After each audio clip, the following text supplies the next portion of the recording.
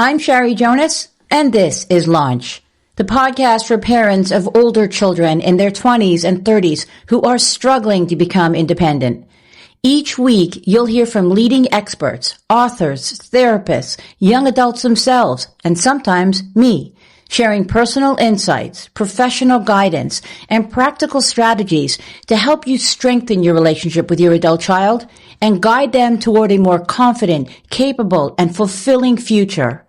My guest today is Dr. Isabela Granic, a professor, psychologist, and developmental researcher with 25 years of experience studying what young people need to thrive. She's also a parent of 2 young adults, as well as the founder and CEO of Liminal Learning, an innovative program designed to help young adults develop the social skills, confidence, and sense of purpose that they need to navigate life as an adult. I'm really excited to share this conversation with you because I believe Liminal Learning offers young adults a unique opportunity for long-term personal growth while giving you hope that there is a positive path forward. So let's begin. Hi, Isabela. Hello. Can I call you Isabela even though you're Dr. Granic? Yes, please do. Okay. All right. Thank you for joining me today on Launch. I'm really excited to introduce our listeners to liminal learning because it is such a unique approach to helping young adults navigate this very challenging stage of life. But before we get into the program, I'd love to hear your story. What led you to this work? So a few things. It feels like all of my life has led me to this work. So I was for a long time, about 20 years in academia, 25 years, I guess, if you add in graduate school. And I was, right before my 40th birthday, got the full professorship tenure position, was really, really happy with what we were doing research-wise. And all of my research has always been in the area of mental health and well-being of young people. So it started with treatment and prevention of anxiety and depression, and it went into thriving and flourishing and trying to do more good than just the preventing the bad. And so I was doing great. We had tons of money in terms of my research lab.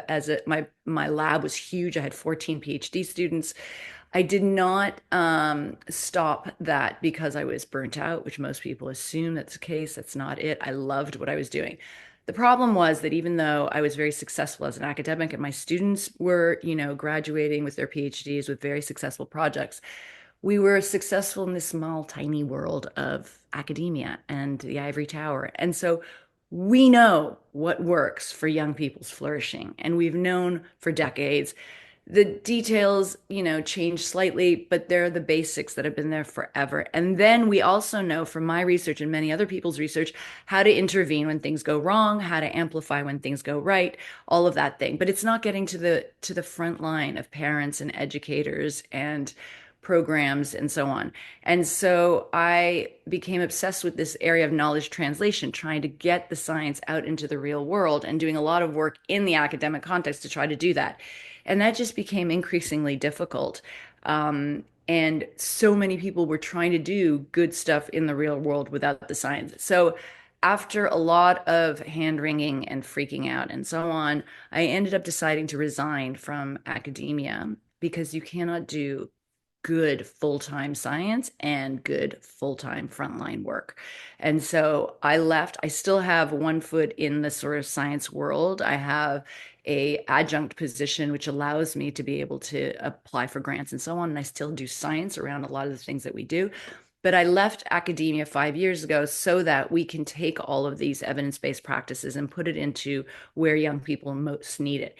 And it became increasingly clear in the first 2 years when I was doing sort of my own field research outside of academia that an incredibly underserved and not even on the landscape of most people in terms of thinking about programming is this transition from adolescence into adulthood. It's this kind of no man woman's land right now, where there's so much going on, as you say, developmentally, and yet there isn't a container in which we can take young people from their adolescent period into adulthood in many cultures around the world, including, Westernish cultures and Eastern and indigenous cultures, had these rites of passage that we used to do. There are still some that practice rites of passage, but this was specifically aimed to take young people and welcome them with a, rigorous ritual into adulthood, and hand them over responsibilities, but also celebrate where they've come from their childhood and into a bigger context of community and culture and so on. We don't have that anymore. Very little is about the soulful work of looking at your own identity and purpose and looking to what you want to contribute to a community. So I became really obsessed, really, about trying to find ways of creating this 1 year transition program. And that's what liminal learning really is. It's a 4-phased program with evidence-based practices throughout that really focuses on community building and community involvement, social connection, and then building agency, purpose, and a sense of humility in a greater world, right? And so we can talk a lot more about that later. So your tagline, that was great. Thank you. So your Mhm. tagline for liminal learning is a collective launch into purposeful adulthood. I love that. I Thanks. love that. So I want to know more about liminal learning, but let's start off with the mission. How Yeah. does the program actually help? You know what? Stop. I actually had to look up what liminal means. Can you explain it to our listener? Because I think once you explain it, it'll be like forever. Explain what liminal means and why did you choose that name as the name of the program? Oh, I love this question because I get two groups of people. People who have never heard the word before in their lives and I'm like, what is it? And those people are always telling me, change the name of this damn program because nobody knows what you're talking about. And then these other people who are like, oh my God, liminal is used for everything. And everyone's using this phrase for. So for those somewhere in the middle who are open to thinking about this word. And now for me, it's like a great word that drives curiosity. And so I'm happy with, we can't do anything about it anyway because we have a website and all that. So Right. liminal is a beautiful word. It actually comes from, and liminality has a very long tradition, 1900s and before, in the rites of passage world, where they talked about a space in between. So liminality basically means that is a place, space, time in between. A liminal world is sort of the phase between two worlds. It can be when you're in liminality. Middle age is a beautiful liminal stage, right? Where lots and lots of things are reorganizing. Nothing has stabilized into something new, but it's also you're not in the back old thing. So it's the place of in-betweenness. What we can learn, we know from things like complexity science, if we want to get really, hardcore science, all the way into spiritual traditions that talk about liminality as a place that you have to go through before you come to a new part of yourself and so on. So that word really evokes a time in between other more stable times where work is being done to develop further, where work is being, and where the system, whether it's the individual system, the community system, and so on, is at a time of flux and more flexible as a result. Because even in times of chaos, in times of change, in times of in between, yes, things are very, very scary and often chaotic, but that means that also there's room for change in a lot more hopeful way than when we're in stable periods. The other place that I think it's really relevant is right now in the world. We are, from a certain perspective, for many of us who are talking about the poly crisis and the meta crisis, which means the set of crises around the world, that is the climate disruption, AI disruption, and what it's doing to work and the way that we think about employment, the wars around the world, the polarization in the way that we talk to one another. All of these crises are happening at the same time. And from some people, some philosophers and other scientists are talking about this happening at the same time for a reason, because we are potentially in a civilizational change, a moment of change. And so that's another liminality that we often talk about in liminal learning, is that not only is the individual young person in a period of change, but also the world is changing as they're changing. And so what is going on there, and what can we learn at liminal learning about ourselves and about the world as it changes, so that we have a better fit and we're able to feel that fit in ways that give us skills to keep navigating these changes. What a beautiful explanation. Thanks. I love that. Okay, now that we know, we will never forget. Of course, what keeps popping up in my mind as you're saying this is a gap year, Mm-hmm. but it's a gap year with intention. Because young people will take a gap year not knowing what they're even going to do in that gap year. Well, some will say, I'm just taking a year off. Some say, I'm going to travel. Mm-hmm. And I think there's nothing wrong with that. Liminal learning sounds like it's a year packed with growth. How does the program help young adults transition into adulthood? So, really good point that we have gap year programs. And so people have heard of people going and taking a gap year. Mostly that actually means this young person hasn't made up their choice as to what the Right, one thing that they're going to go and search for in their right. rest of their lives, right? So that's how we used to think about a gap year. And gap year programs right now are very much about, it used to be, we're going to teach you life skills, how to balance your checkbook, how to pay rent, that kind of thing, right? And now they're variations of that same kind of thing. We're doing something very different. And the difficult thing that we're doing, and that I'm increasingly inspired to think this way, is that we're really building an entire different type of service, or way, a class of looking at what is needed. So think of the way that I think about this right now is, you remember about 10, even 20 years ago, there started to be this huge movement in science, but also in education, with the Head Start program, right? And others, where this was, what they were saying is 0 to 3 years is actually a time where we haven't talked about much in the media and so on, but it's crucially important for the rest of a child's life.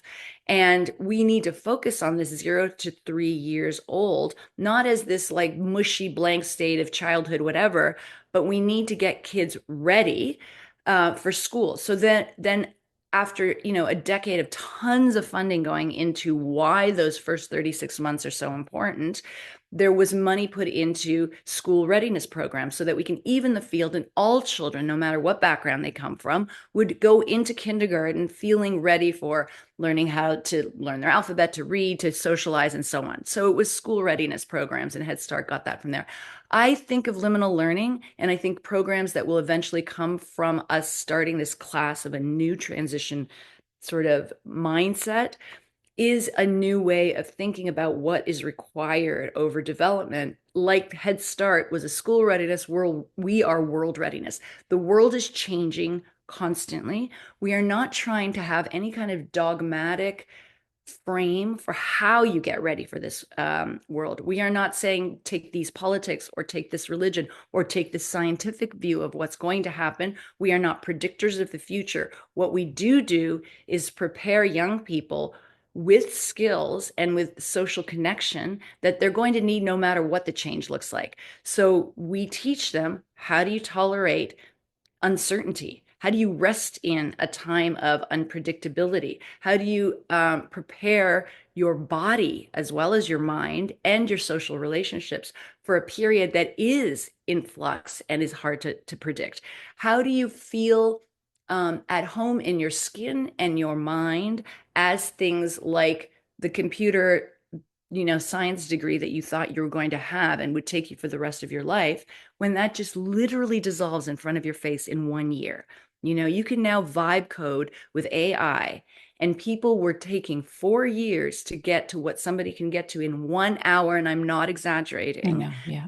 in terms of skills. So what do you do with that? You absolutely need a way to sit back and first of all cope with the anxiety that absolutely rightfully evokes in you. You need to figure out how to bring in people who you care about and could help you through this process. You need mentors, and you need peers to support you. And so we give you skills to figure out how to do that socially with grace and with humility and with humor and with fun.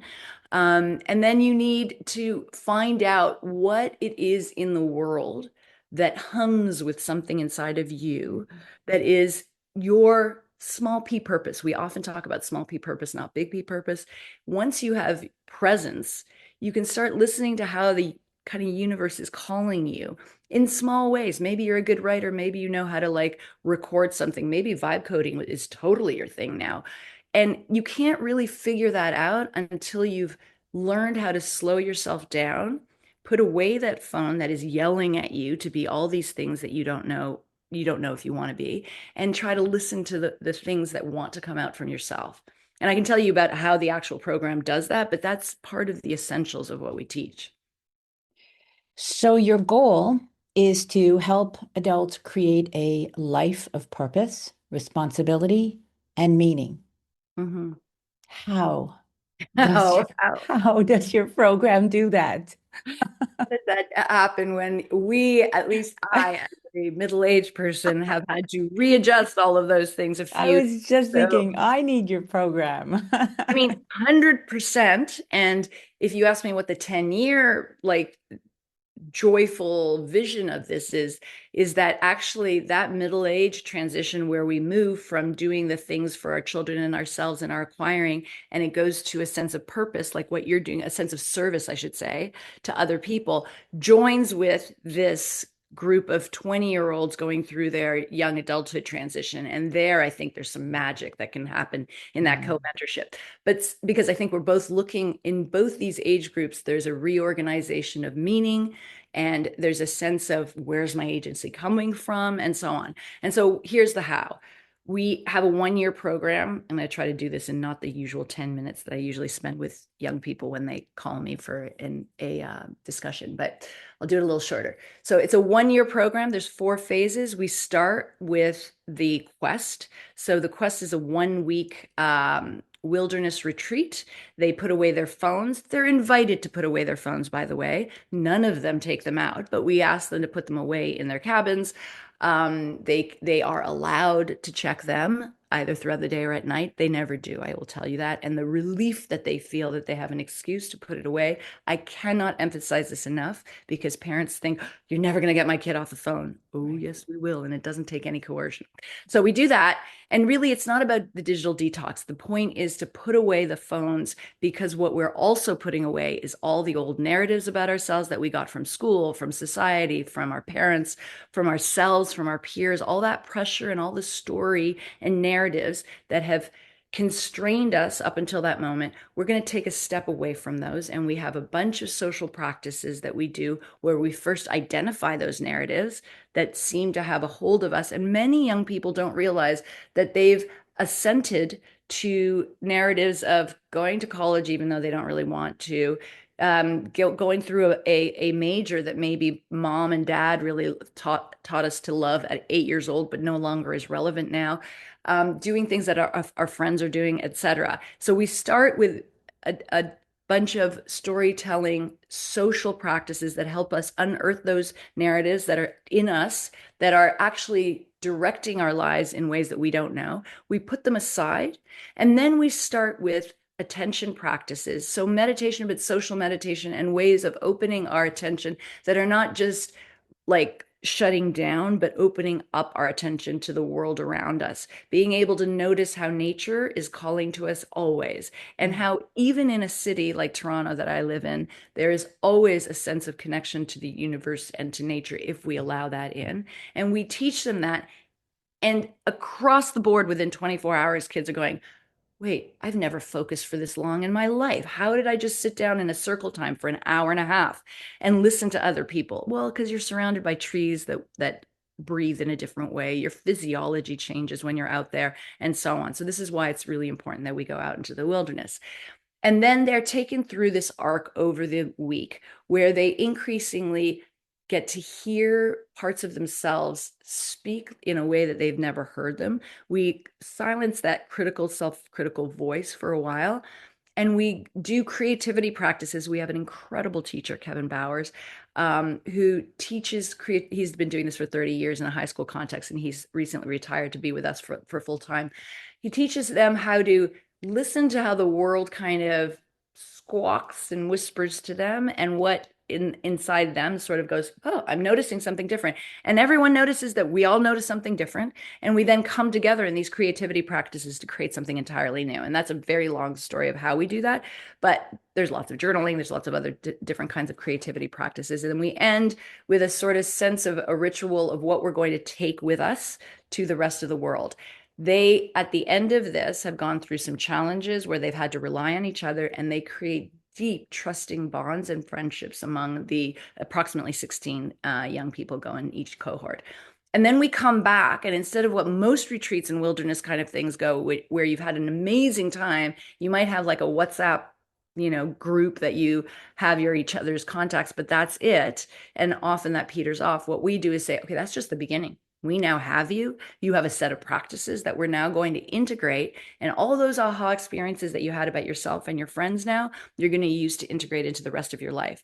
And so we spend the next 3 months in a digital hub every week for an hour and a half, talking and doing these very specific practices, small group practices and others, that bring in the challenges that we have in our everyday. And I can go into specifics about the kind of practices we do in the digital hub. They're not lectures. They are literal things that we do, dialogical, conversational, experiential practices that we do for the next 3 months to integrate things like fear-facing processes, trust-building processes. We have an appreciative inquiry practice every month where one person gets 10 minutes. The rest of us listen to the challenge that they talk about. Most of these kids don't get 10 minutes to be not interrupted. And then the rest of us are asking deepening questions for them to continue their own inquiry about the challenge, not for us to give them top-down advice. It's a very powerful exercise for an hour to hear other people question and support and explore with you a challenge. That's just another example. The third quarter of this, we go into heist training and heist launch. And a heist, you know what a heist movie is, right? Right. So, with all heist movies, the difference is we don't take the treasure out of the world, we put something into the world. But that's the only difference. The idea of heist like mentality is we're getting our friends together. All of us have different wacky talents that we're going to pull together for one job for a short period of time. So we're not going to do this for like 2 years. We give them 6 to 8 weeks. We give them $1,000 to pull off a heist, which is a real world project that they do with 3 or 4 of them together. They pick each other who wants to work together around a topic that they care about. And normally they start with these huge problems in the world that they want to change. Homelessness, loneliness, depression. They want to change the world. Awesome and lovely to see how much they have, so much drive to do good in the world. But then we teach them a process called Bloombox, but basically it's taking design principles and scientific practices, putting it into one evidence-based toolbox. And we teach that toolbox so that they then learn how to identify a problem, figure out how to make that problem way smaller, collaborate, give feedback, take feedback, really hard to do even for adults. We teach them how to do that, how to ideate, come out with different solutions, pick the solution finally after iterating a few times, prototype that solution, test it out in the real world, and then do the real heist out into the real world. And so this is a project that there's tons and tons of examples. They can be online or offline. We had examples of like yoga in the park where the young people had to, from the very beginning, figure out a marketing strategy, figure out how to get the posters out. Somebody was a great drawer. Somebody really got turned on by yoga, and that's why they did it. But she learned how to teach it and sat in front of 32 people in a park, taught it for the first time. It was awesome. They got merch. They got the whole thing, and they raised enough money to give $1,200 approximately to a women's shelter in Kingston, for example.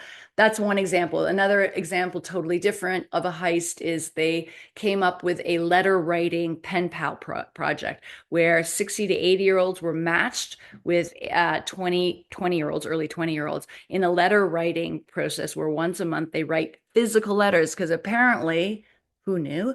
People are really into stationery and like gel pens. And of course, the older generation loves this idea of letter writing. And so they did this thing and launched it. And it's awesome. Once a month, they write letters to each other. Mm. I just went to a weekend heist last weekend, which was a peer support wellness full day where they learned practices of how to support each other if you have, friends that are having trouble. But it was a really playful, wonderful 6 hours together in a cafe learning these different things. So they pulled off that heist beautifully. Sorry. So I'll end there, but those are some examples of the heist.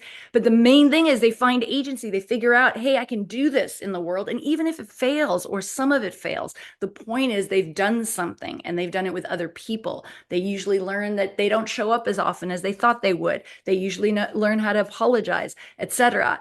So they learned a lot of these kind of collaboration skills they wouldn't have otherwise if they didn't try to put something real in the world. And then the final quarter of this year, last 3 months, is an introduction to our international community. So all of the co-founders, 6 co-founders, are in vastly different domains. I'm a scientist, but there's a writer, a philosopher, a marketer, 2 designers, and so a teacher, and so on. And so we have these huge networks around the world, and we'd make warm introductions for the young people. And we also bring in guest speakers who show them that everybody's path was an absolute nonlinear path. These kids only think of, you start learning about medical science and medical school, you go to medical school, you become a doctor, that's your life for the rest of the world. Most of us have gone very zigzaggy, and that's what they get exposed to. And then they get warm introductions to people who can continue to mentor them or take them on in their networks. So that's how we build what we build. I don't know why everybody is not doing this. Honestly, I feel like people are going to be like clamoring to get involved. So other than the first week where they're obviously it's so important to be out in nature and obviously to see each other in person Yeah, in real life. That's a whole other conversation because there's no more in real life going on with these kids. totally. Everything else is online. Yes and no. So the heist, so the Oh quest, yes, right. The and then heist. the heist, there's 2 things. One, that's definitely offline for many people who pull it off, but also the planning of it. And so we have a heist training, which is a weekend where we all get together, Okay. sitting around on couches and so on in lovely spaces in Toronto that we have that are co-working spaces where they learn the actual methodology for 8 hours a day kind of thing. And then they have all sorts of practices where they try it out and so on. So that's another time. But then really importantly, when they're in the quest, and we're just iterating on this and for this next cohort, they're going to be giving each other commitments for the rest of the year where they say, I'm going to show up not only digitally, but each of them gets responsibility for 1 month of one get together that they plan that is face to face kind of thing. So this could be a game night at the local game board game place where you just hang out. They had it a couple of months ago. They had a game night and like hangout movie watching at my place actually because my son was in the last cohort. That's how much I believe in this stuff. Hmm. And so each of the young person will have 1 month where they have to organize a face-to-face thing, and have to is not a have to. Of course, they love this, but they need the kind of scaffolding. They need the invitation to do this. They need the confidence that actually you can totally call up 15 other people and they will totally show up in your like living room, basement, or cafe and do this for free with each other. But they don't have the reps, they don't have the experience. One of the young people that I just spoke to that is going to be in our next cohort talked about sitting and watching Friends, the show, with his father.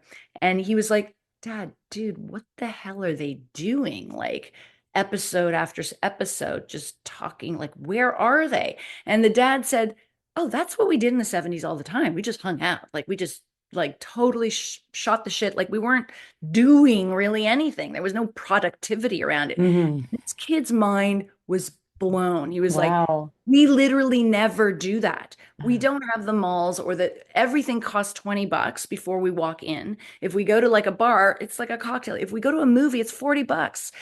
Like it isn't the same around just hanging out. And so the point of that is that we're trying to give young people now the agency and the courage and just the opportunity to go, just do something really simple and easy. You can do this. And we can reinvent the thing that worked already again Right. in our community in liminal learning. So that's really Right. important for us.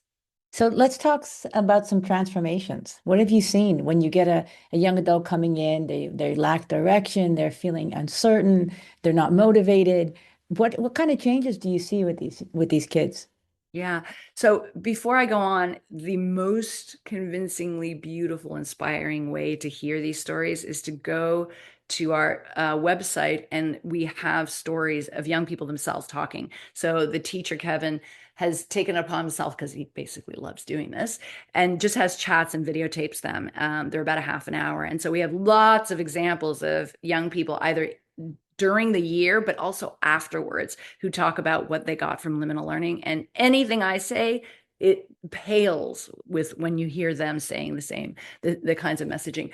But essentially, what we see is a lot of the thing that you see mostly when they first come in is a huge amount of uncertainty. They often report being anxious. They often lead with either diagnoses or potential So I'm anxious. I'm ADHD. I'm on the spectrum. They lead with that, right? Right. And we're like, okay, interesting, everyone. The last cohort was awesome. They asked for a whole session. They asked because we asked them to give us ideas of what they're really buzzing about that we can provide sessions on, and they're quite different depending on what the cohort is. And the last one said, we want to talk about labels and categories of pathology like this: ADHD, depression, anxiety, etc. Do you have it, or do you experience it? Is it a label you get forever? What is the good from that, and what do you get that's bad? And we had a whole hour and a half about it, and it's fascinating how much they think about, the extent to which these labels are both helpful because you can get help and support, but also really problematic because it feels like you're put in a box that then is really difficult to come out of. But that's where they start, is those boxes that been put in by adults in their world, by other peers, by themselves, often self-diagnosed from TikTok and so on. And we start by just putting those aside, and they slowly during the quest, what you get is actually, I say slowly, it's not slow at all. Over the course of that 1 week, the opening that happens is so moving. Most of them feel completely awkward when we sit around in a circle. We start every morning on a gazebo on a lake kind of thing, Mm. and we do this circle process that's very much, we are indebted to these indigenous cultures that have given us these practices of circling, where you start the day by centering in yourself and saying exactly where you are in that moment.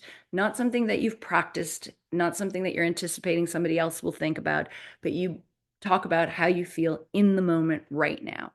And almost everyone starts giggling or feeling very awkward, apologizing that they're an introvert and they don't talk about this. By the second circle, second day, there's at least 10% of us that are weeping, because they're not because they're sad so much as that they are open. And there's an opening that you see in young people because they see what happens and they feel what happens when they are being listened to. They are Mm. being heard. They're not being judged. They're just coming in. This isn't rocket science, right? Like, it actually Right. really isn't rocket science. And people are amazed, and they themselves surprise themselves by how they show up. And then they increasingly, so I mean, I can talk about very specific young people without naming them, but one young man came in and was very much thinking of himself as, first of all, attention problems. So he immediately talked to us about, I warn you, I probably will have to walk out of circle. I warn you that if these like, we get them to sit down with one other person, have a conversation for a half an hour. I mean, for some of them, they would be wiggling and wobbling and going all over the place. He would talk even from the very first day. At the end, he talked about, I've never been so calm. What is it? And of course, Mm. we said, he said, it's probably nature, right? It's like nature. Sure, it's nature. And it's also other people are listening to you. And it's also Right. that you have forgotten how to pay attention to your racing heart, and so on. And so he started to notice, first of all, how different he was in nature. he then, second of all, started to identify these narratives that he started feeling like, oh, wait a minute, that's not my narrative at all. That's my parents' narrative that I'm an introvert. I actually love helping people. Wait, that isn't introverted, isn't, is it? And so he would reframe a lot of these labels that he got. We have a practice also that comes at around the second day or third day. It's called Who Are You? And you sit down with one other person. It's the simplest thing. We can give out all of our secret practices because really it's about intention and sitting together with us. This practice is simply you and me like this. And I ask you, who are you?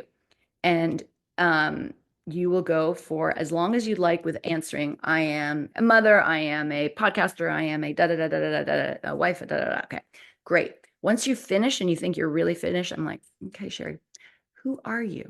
Oh, I love it. And then you go on again, and then you realize, well, actually, I'm a really caring person, and actually, I'm way more ambitious than I usually people think, and da da da da da. Right. Think you're all done, and then I do it a third time. What ends up happening is this excavation and again, they're not, the hardest part is for the other person not to go, oh my God, or, oh, I really hear you. I've had the same problem or whatever. You have to just sit present. You're not ignoring, but you're also not saying anything. Really hard to do. But what happens is then you're not performing this kind of supportive friend thing. You're just witnessing. It is remarkable what comes out of this simple practice and how much they learn about themselves, all from their own witnessing, right? And then how they start reframing. So this young man started to reframe his own story. I'm really helpful. I actually think I can really be the one that steps up and become a counselor to people, maybe. Wow, all this trouble that I've gone through probably is amazing fodder for the next time that I see people. And so he, over a course of a week, became convinced that he wanted to do this kind of work himself of supporting others and so on. And then when we came back, he had a couple of real fallbacks. He had some family stuff that went on and he didn't show up for a month. People in the community were texting him saying, come on. And he was like, no, I'm doing my classic thing. I'm checking out now. This is me. You should have known this about us. Me. The friends in Liminal Learning would constantly be texting him and saying, doesn't matter, keep coming back, keep coming back. And he did come back and he started to integrate again. And by the end of this, we're not even at the end. There's a lot of a much more complex and nuanced sense of well-being and what causes his own well-being or not, and also a real sense of how much agency he has, how much power he has to either be his worst enemy than his friend. He talks about being a friend to himself. He also talked about how he wants to go and learn and get trained to be a facilitator, a therapist or whatever, because he realizes how difficult it actually is. So that kind of arc isn't, oh, we made somebody figure out who they are and they did it and now they're off to the races. They were able to work through their own issues, still have deep struggles, but now have a community that comes and backs them up and has this responsibility to return and trust that he can return. And in that, he feels incredibly empowered. The other two stories are pure success stories. Like Samira, I can say her name because she's online saying her own name. And she started in university. She went through university. When she was in her last year of university and just graduated. And what she learned from liminal learning, and she talks about it so beautifully and articulately, is that there is not one path. Okay, we are talking a lot about the young adults. I want to talk to the parents right now because I'm sure that you speak with many parents who are seeing their adult child struggling with the anxiety, the lack of motivation, the isolation, the uncertainty. These are the same parents, Isabela, that are actually listening right now. What do you want them to understand about this stage of life? Better yet, like what can they start doing today to support their young adult or encourage them? I don't even like the word support anymore. I'm sort of off of it because support feels very like warm and fuzzy, where I'm thinking it's not about just love, supporting them. It's because people support financially. Like I'm saying, encourage, believe, teach, guide. Yeah, I think this is really important. And I'm writing a book and a Substack that's free. It's called Open Nest. And the reason it's called Open Nest is that we often think about empty nest like, that's it, our kids are off, they're adults, they're either out of our hands, yay, or There's a sense of like loss and so on, especially this generation is different than mine and our parents. This period of young adulthood, emerging adulthood seems much more fraught and important to mark, whether they live with us or whether they're just back for a safe landing for a while. I think it's not only normal, it's actually deeply adaptive, I think, for the times we're in. I think the first thing that I would love for parents to think through, and I think can make a very big difference, is a massive mindset shift in terms of this period around 18 to 25 or so. Instead of thinking of it as this is the go no go time where they're either going to be a failure or a success, this is the period of exploration, of liminality, of a time where I can be alongside my young person as they explore the different aspects of themselves. They've been taught a certain way of being by school and society so far. And now there's a world that they're meeting that is offering them a ton of other ways of being. And what I can be is first and foremost a comrade in arms, if you will, or somebody that is not just, as you say, supporting, but first and foremost, listening. Do you know how many young people I hear who come in and say, oh my, this is so crazy that for 5 whole minutes, somebody didn't interrupt me. Somebody didn't give me advice or just interrupt or get on their phone immediately when I start talking. Presence. If there's one thing I can ask parents to do is be present with their young person and ask questions. This is essentially 50% of what we do in the digital hub is be present with one another and ask certain questions in different activities. All of this is accessible to any parent. The who are you thing that I just did with you, you can do as a parent and say, hey, let's do this together. And let's say that we're both changing, and there might be a surface level that we're here at, but I'd love to get to know these lower levels or these different levels that you might be exploring yourself. So that's one thing. And alongside that is an encouragement of very specific experimentation. We talk about this oscillation in the program. We have very deep philosophical roots of thousands of years that we combine Western and Eastern cultures. We have not even gotten into that. We don't have the time. But one of the ways that we do that is we teach young people how to oscillate between the concepts, the abstractions, the logic, and their experience and their embodied intuition. This is a philosophy that was developed by Brian Cam. We have a publication that just came out, so anyone can read about it. But the essential idea is that you can oscillate between these concepts and stories that are abstract and the experience. Does it still hold true to you? Does it feel right anymore? Do you want to iterate on this story so that your experience changes? And when your experience changes, how does your story, how do you update your identity, and how do you present yourself to other people that way? So one way to do that as a parent is to say, okay, you've always thought of yourself as an introvert. What evidence do you have of that? Let's talk about your experience. Let's talk about my experience with you and get into these conversations that help them question and deepen their sense of their self and to trust their intuition. So that's another kind of very simple: ask questions, listen deeply, and then encourage a wide array of experiences. Go volunteer, go try writing, take an online course. All of it is experience. This is not, I mean, there's the great Alan Watts 3-minute talk, and he talks basically about we've been taught that this life is a journey with some kind of ending, and like all the way through we have to get better and better and closer to that ending. It's all bullshit. It's actually a dance. It's a song. It's a way of being with life that has us have a bunch of experiences. And at the end, no one is checking whether you got, straight A's.